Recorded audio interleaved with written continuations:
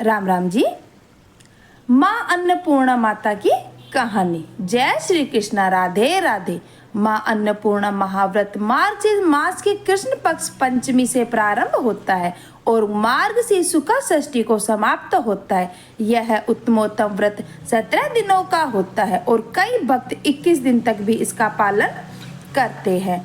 अन्नपूर्णा देवी हिंदू धर्म में मान्य देवी देवताओं में विशेष रूप से पूजनीय है। इन्हें माँ जगदम्बा का ही एक रूप माना गया है, जिससे संपूर्ण विश्व का संचालन होता है। इन्हीं जगदम्बा के अन्नपूर्णा स्वरूप से संसार का भरण पोषण होता है। अन्नपूर्णा का शाब्दिक अर्थ है धान्य, अर्थात अन्न की अधिष्ठात्री। सनातन धर्म की मान्यता है कि प्राणियों को भोजन माँ अन्नपूर्णा की कृपा से ही प्राप्त होता है। भगवान शिव जी की अर्धांगिनी कलयुग की माता अन्नपूर्णा की पूरी काशी है, किंतु संपूर्ण जगत उनके नियंत्रण में है। बाबा विश्वनाथ की नगरी काशी के अन्नपूर्णा जी के आधिपत्य में आने की कथा बड़ी ही रोचक है। भगवान शंकर जब देवी पार्वती के संग विवाह करने के पश्चात उनके पिता के क्षेत्र हिमालय के अंतर्गत कैलाश पर रहने लगे, तब देवी ने अपने मायके में निवास करने के बजाय अपने पति की नगरी काशी में रहने की इच्छा व्यक्त की। महादेव उन्हें साथ लेकर अपने सनातन ग्रह अविमुक्त क्षेत्र अर्थात काशी आ गए। काशी उस समय केवल एक महाशमशान नगरी थी। माता पार्वती को सामान्य गृहस्थ स्त्री के समान ही अपने घर का मात्र शमशान नहीं भाया। इस पर वह व्यवस्था बनी कि सत्य, त्रेता और द्वापर इन 3 युगों में काशी शमशान रहे और कलयुग में यह अन्नपूर्णा की पूरी होकर बसे। इसी कारण वर्तमान समय में माँ अन्नपूर्णा का मंदिर काशी का प्रधान देवी पीठ हुआ। स्कंद पुराण के काशी खंड में लिखा है कि भगवान विश्वेश्वर गृहस्थ है और भवानी उनकी गृहस्थी चलाती है। अतः काशी वासियों के योगक्षेम का भार इन्हीं पर ही है। ब्रह्म वैवर्त पुराण के काशी रहस्य के अनुसार भवानी ही अन्नपूर्णा है, परंतु जनमानस आज भी अन्नपूर्णा को ही भवानी मानते हैं। श्रद्धालुओं की ऐसी धारणा है कि माँ अन्नपूर्णा की नगरी काशी में कभी कोई भूखा नहीं सोता। भगवती अन्नपूर्णा पृथ्वी पर साक्षात कल्पलता है, क्योंकि ये अपने भक्तों को मनोवांछित फल प्रदान करती हैं। स्वयं भगवान शंकर इनकी प्रशंसा में कहते हैं, मैं अपने 5 मुख से भी अन्नपूर्णा का पूरा गुणगान कर सकने में समर्थ नहीं हूँ।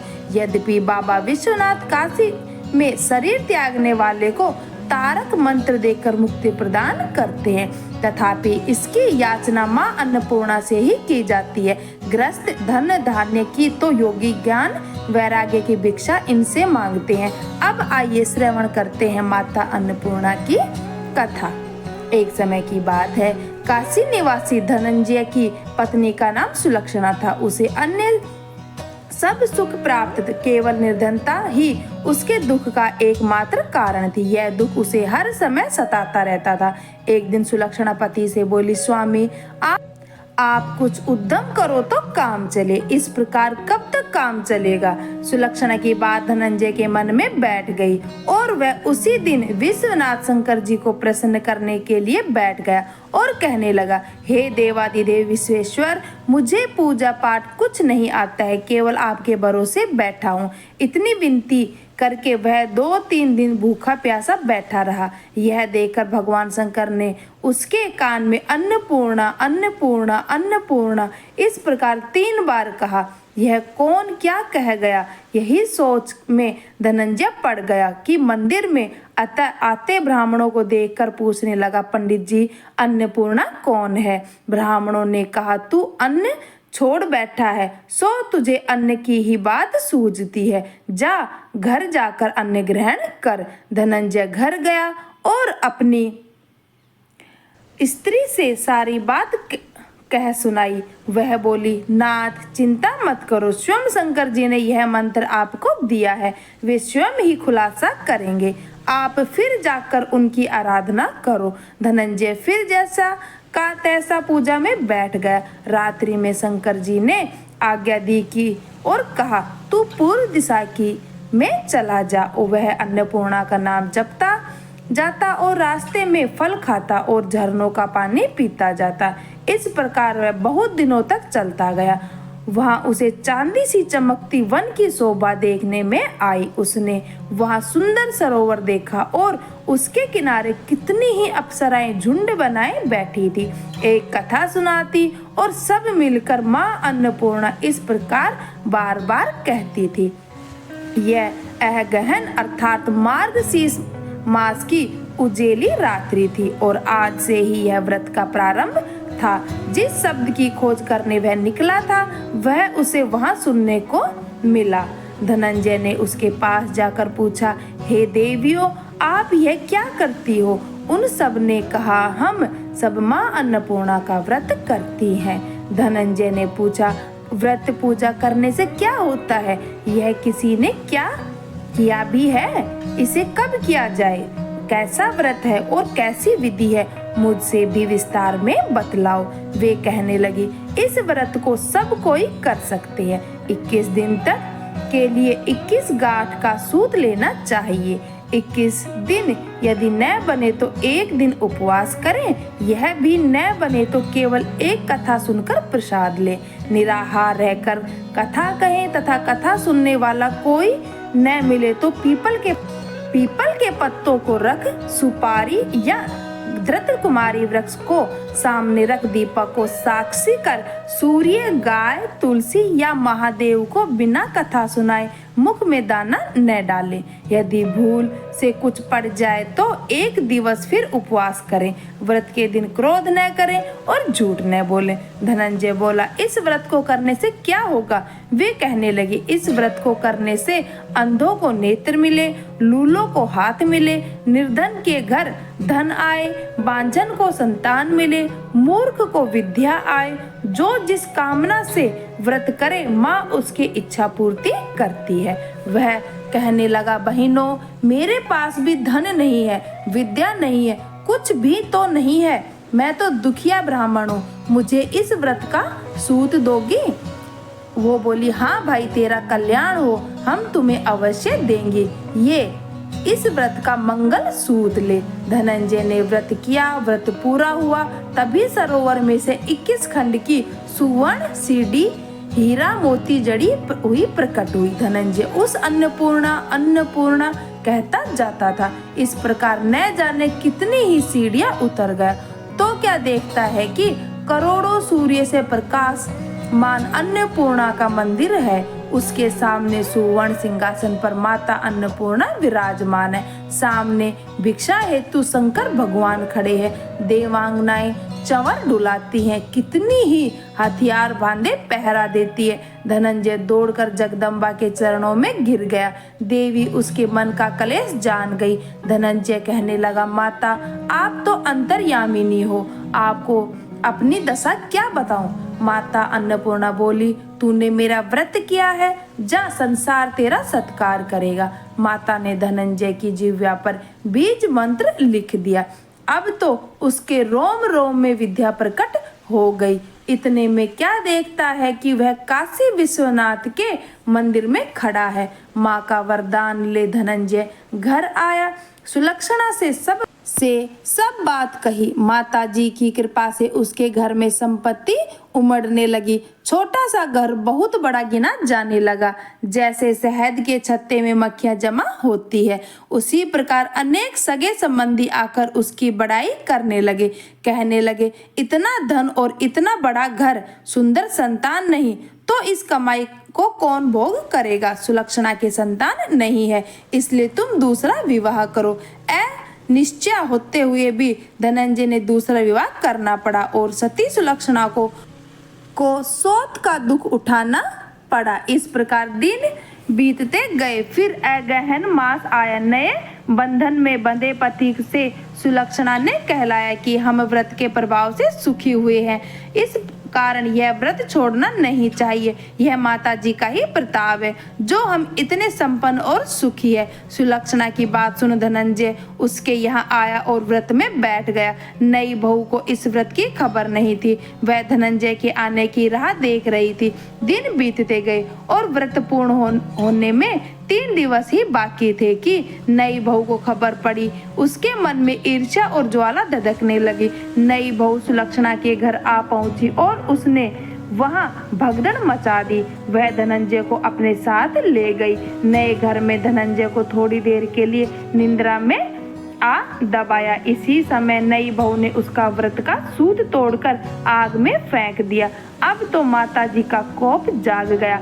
घर में अकस्मात आग लग गई और सब कुछ जलकर खाक हो गया। सुलक्षणा जान गई और पति को फिर अपने घर ले आई। नई बहू रूठ कर पिता के घर जा बैठी। पति को परमेश्वर मानने वाली सुलक्षणा बोली, नाथ घबराना नहीं, माताजी की कृपा अलौकिक है। पुत्र कुपुत्र हो जाता है पर माता कुमाता नहीं होती। अब आप श्रद्धा और भक्ति से आराधना शुरू करो, वे जरूर हमारा कल्याण करेंगे। धनंजय फिर माता के पीछे पड़ गया। फिर वही सरोवर सीढ़ी प्रकट हुई। उसने माँ अन्नपूर्णा कहकर वह उतर गया। वहां जा माता जी के चरणों में रुदन करने लगा। माता प्रसन्न होकर बोली, यह मेरी स्वर्ण की मूर्ति ले और इसकी पूजा करना, तू फिर से सुखी हो जाएगा। जा, तुझे मेरा आशीर्वाद है। तेरी स्त्री सुलक्षणा ने श्रद्धा से मेरा व्रत किया है, उसे मैंने पुत्र दिया है। धनंजय ने आंखें खोली तो खुद को काशी विश्वनाथ के मंदिर में खड़ा पाया। वहां से फिर उसी प्रकार घर को आया। इधर सुलक्षणा के दिन चढ़े और महीने पूरे होते ही पुत्र को जन्म हुआ। गांव में आश्चर्य की लहर दौड़ गई। इस प्रकार उसी गांव के निसंतान सेठ के पुत्र होने पर उसके माता पिता अन्नपूर्णा का मंदिर बनवा दिया। उसने माता जी धूमधाम से पधारी, यज्ञ किया और धनंजय को मंदिर के आचार्य का पद दे दिया। जीविका के लिए मंदिर की दक्षिणा और रहने के लिए बड़ा सुंदर सा भवन दिया। धनंजय स्त्री पुत्र सहित वहां रहने लगा। माता जी की चढ़ावे से भरपूर आमदनी होने लगी। उधर नई बहू के पिता के घर डाका पड़ा और सब लुट गए। वे भीख मांगकर पेट भरने लगे। सुलक्षणा ने यह सुनी तो उन्हें बुलावा भेजा, अलग घर में रख लिया और उनके अन्न वस्त्र का प्रबंध कर दिया। धनंजय, सुलक्षणा और उसका पुत्र माता जी की कृपा से आनंद से रहने लगे। माता जी ने जैसे इनके भंडार भरे वैसे सबके भंडार भरे। अब आइए अन्नपूर्णा माता की दूसरी कथा का रसपान करते हैं। एक गांव में एक साहूकार परिवार था। उसके 5 बेटे, बहू और 2 बेटियां थी। 5 बेटों का और एक बड़ी बेटी का विवाह बहुत पहले ही हो चुका था। जब छोटी बेटी विवाह लायक हुई तो साहूकार दंपति ने एक अच्छा धनी परिवार देखकर धूमधाम के साथ अपनी लाडली छोटी बेटी का विवाह कर दिया। जिस घर में उसकी बेटी बहू कर जा रही थी वह लड़का अपने माता पिता का इकलौता पुत्र था। जब नई बहू घर आई तो धनी परिवार बहुत खुश हुआ, क्योंकि नई बहू बहुत ही संस्कारी थी। बहू ने आते ही सारा घर संभाल लिया। उस घर में रुपयों, पैसों और धन की कोई कमी नहीं थी। शादी के 15-20 दिन निकल गए। तब एक दिन सास ने नई बहू को समझा दिया और कुछ जरूरी बातें बताई। सास ने अपनी बहू से कहा कि बहू, रोज सुबह नहाने धोने के बाद सबसे पहले ठाकुर जी की पूजा करना। पहली रोटी गाय को और आखिरी रोटी कुत्ते को देना मत भूलना। इस तरह उसने कुछ नियम, कानून और कायदे भी अपनी बहू को समझाए। बहू ने अपनी सास के चरण छूकर रसोई घर में प्रवेश किया। बहू ने 4 लोगों के जितना खाना बनाकर रख दिया। फिर सास, ससुर और पति के खाना खाने के बाद जब बहू खाना खाने बैठी तो रोटी का टिफिन खाली निकला। तब बहू थोड़ी सी दाल और चावल खाकर रह गई। वह मन ही मन सोचने लगी कि शायद मैंने आटा कम लिया था। शाम को 1 कटोरी आटा ज़्यादा लगाऊंगी ताकि मेरे लिए रोटी बच सके। फिर उस दिन शाम को बहू ने 1 कटोरी आटा ज़्यादा लगाया और रोटी सब्जी बनाकर रख दी। शाम को पति के आने के बाद सास, ससुर और पति ने खाना खाया। उनके खाना खाने के बाद जब बहू खाना खाने बैठी तो उसने रोटी का टिफिन खोलकर देखा तो उसमें एक भी रोटी नहीं बची थी। वह मन ही मन बहुत सोचने लगी कि शाम को 4 रोटी का आटा ज्यादा लगाया, लेकिन फिर भी मेरे लिए रोटी नहीं बची। वह फिर से सब्जी खाकर और पानी पीकर सो गई। दूसरे दिन उसने फिर से 4 रोटी का आटा ज्यादा लगाया और उसने रोटी, दाल, चावल और रायता बनाकर रख दिया। सास, ससुर और पति के खाना खाने के बाद जब वह खुद खाना खाने बैठी तो उसने मन ही मन सोचा कि आज तो मेरे लिए रोटियां जरूर बचेंगी, क्योंकि आज तो मैंने कल से भी ज्यादा आटा लगाया था। लेकिन जब उसने रोटी का टिफिन खोला तो टिफिन से खाली निकला। वह फिर से दाल, चावल और रायता खाकर ही रह गई। वह समझ ही नहीं पा रही थी कि ऐसा क्यों हो रहा है। कौन है जो नहीं चाहता कि मैं रोटी खाऊं। दिन प्रतिदिन वह सूखने लगी और कमजोर पड़ने लगी, परंतु संकोच के कारण वह मन की बात किसी को नहीं कह पाई। लेकिन वह रोज आटा ज्यादा लगाती गई, इस उम्मीद में कि शायद कोई दिन तो ऐसा हो जब उसके लिए रोटी बचे। लेकिन ऐसा किसी भी दिन नहीं हुआ। जब उसके लिए रोटी बचती, वह प्रतिदिन बिना अन्न खाने से कमजोर पड़ने लगी। एक दिन की बात है, बहू जब पालक काट रही थी तो गलती से उसकी उंगली में चाकू से चीरा लग गया। तब उसकी सास ने कहा, बहू तुम आज रोटी कैसे बनाओगी? तुम आज रहने दो, आज मैं आटा लगाकर रोटी बना लेती हूँ। तब बहू बोली, सासू माँ आप आटा लगा दीजिए, रोटियां मैं बना दूंगी। तब सास ने आटा लगाया, बहू सब्जी और रोटी बनाकर रख दी। बहू मन ही मन विचार करने लगी कि सासू माँ ने तो रोटी का आटा बहुत ही कम लगाया है, मेरे लिए तो मुश्किल है कि रोटी बचेगी, इसलिए मैं अपने लिए थोड़े से चावल भी उबाल लेती हूँ। फिर खाना जब बन गया तो सास, ससुर और उसके पति ने खाना खाया। सबके खाना खाने के बाद जब बहू दुखी मन से खाना खाने बैठी और उसने रोटी का टिफिन खोलकर देखा तो उसमें 4 रोटियां पड़ी हुई थी। वह बहुत खुश हुई। उसने उस दिन भर पेट खाना खाया, सब्जी खाई और चावल खाए। इस तरह जब बहू की उंगली ठीक नहीं हुई तब तक सास ने आटा लगाया और बहू को रोज टिफिन में उसके लिए रोटी मिलती रही। जब 8-10 दिन बाद बहू की उंगली ठीक हो गई तब सास ने बहू से पूछा, बहू अब तो तुम्हारी उंगली ठीक हो गई होगी, तुम आटा लगा लोगी या मैं लगाऊं? तब बहू ने कहा, सासू माँ मैं लगा लूंगी, मेरी उंगली अब ठीक हो गई है। उस दिन बहू ने आटा लगाया और रोटी सब्जी बनाकर रख दी। उसी दिन से बहू को वापस से टिफिन में रोटियां नहीं मिली। वह फिर से दुखी, हैरान और परेशान होने लगी कि जब तक सासू माँ ने आटा लगाया तब तक तो मुझे रोटियां मिलती रही, परंतु जब से मैं आटा लगा रही हूँ तब से मेरे लिए रोटियां नहीं बचती। दिन प्रतिदिन बहू बिना अन्न के सूखने लगी। एक दिन उसके पति ने उससे पूछा, एक बात बताओ, घर में किसी चीज की कोई कमी नहीं है, खाना भी तुम ही बनाती हो, फिर तुम अपने लिए अच्छा खाना क्यों नहीं बना लेती? तुम अपनी पसंद का खाना बनाओ, तुम्हें तो कोई रोकने टोकने वाला भी नहीं है, फिर तुम क्यों कमजोर होती जा रही हो? तुम्हें किस बात का दुख है? जो भी बात है मुझे सच सच बताओ। लेकिन संकोचवश बहू अपने पति से कुछ नहीं बोली। उस रात पति मन ही मन सोचने लगा कि शायद मेरी पत्नी को उसके मायके की याद आ रही होगी। कल सुबह ही माँ जी की आज्ञा लेकर उसको इसके मायके, उसके माता पिता और भाई बहन से मिलाकर लाऊंगा ताकि इसका मन लग जाए। दूसरे दिन बेटे ने अपनी माँ बाबूजी से अपने मन की पूरी बात बताई। तब माँ बाबूजी ने कहा, बेटा जरूर जाओ, शायद बहू का मन भी प्रसन्न हो जाए। तब बेटा अपनी बहू को उसके मायके लेकर गया। साहूकार दंपति ने बेटी का खूब आवभगत किया और तरह तरह के व्यंजन बनाकर खिलाए। तब दोपहर में साहूकार दंपति अकेले में अपनी बेटी से बोले, तुझे ससुराल में क्या दुख है? क्या तुझे खाने को नहीं देते? क्या तेरे सास ससुर तुझसे अच्छा बर्ताव नहीं करते? तुझे किस बात का दुख है? तू इतनी कमजोर क्यों हो गई? तब बेटी तब बेटी ने पूरी सच्चाई बताई। उसकी दादी ने कहा, बेटी, हमारा तेरे ससुराल के बीच में बोलना ठीक नहीं रहेगा।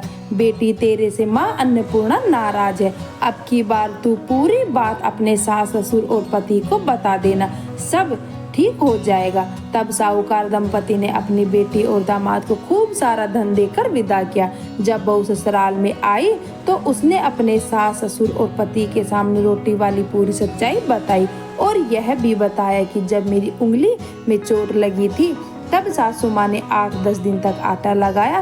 तब उन दिनों में रोज मेरे लिए रोटियां बनाती थी, लेकिन जब वापस से मैं आटा लगाने लगी तो मेरे लिए रोटियां नहीं बचती थी।